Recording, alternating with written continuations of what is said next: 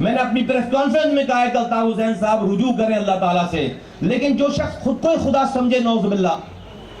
جو شخص خود کو خدا سمجھے، وہ کسی اللہ کے، ریئل اللہ کے ساتھ کیسے رجوع کرے گا؟ وہ کسی ریئل اللہ کے ساتھ کیسے جو ہے رجوع کرے گا؟ اور انہوں نے آج 25-23 سالوں سے کسی جنازے کو کاندھا نہیں دیا، کسی ماں کی فریاد نہیں سنی، کسی 7-8 سال کے بچے کو یہ کہتے نہیں سنا کہ انکل میرے بابا کو لا دیں واپس۔ یار ہم سن رہے ہیں ان 3 مہینوں سے، ہم سنتے تھے جانے سے پہلے، اور یہی ساری آوازیں، دنیا بھر میں لڑکا تباہ ہو گیا، برباد ہو گیا، فٹ پاتھوں پہ سو رہا ہے، پاسپورٹ نہیں ہے اس کے پاس۔ ہم تو مرے میں کا رونا رو رہے ہیں نا، ابھی زندہ اس سے بڑی تعداد ہے زندوں کی، تباہ ہو گیا ان کے نام پر۔ پاکستان آ نہیں سکتا، ایجنسیاں ڈھونڈ رہی ہیں، ماں باپ کے جنازے میں نہیں آ سکتا، بہن بھائیوں کی شادی میں نہیں آ سکتا، پکڑا گیا تو غائب جیل میں، اور باہر ہے تو راندے درگاہ،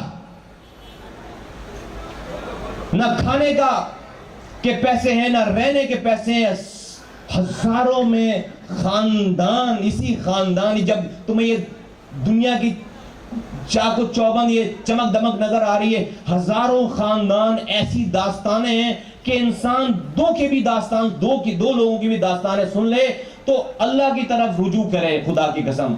اس کو اپنا گھر اچھا نہیں لگے، اس کو اپنا کھانا پینا اچھا نہیں لگے، اس کو اپنی نیند اچھی نہیں لگے۔ ہم سن رہے ہیں لوگوں کی فریادیں، دیکھ رہے ہیں لوگوں کی فریادیں۔ الطاف حسین صاحب نے نہیں سنی کسی ماں کی فریاد جس کا بچہ غائب ہے، الطاف حسین نے نہیں سنی کسی بچے کی فریاد جس کا باپ غائب ہے، الطاف حسین نے کسی لاشے کو، جوان کے لاشے کو کاندھا نہیں دیا، اس کے اہل و عیال کو نہیں سنا۔ اگر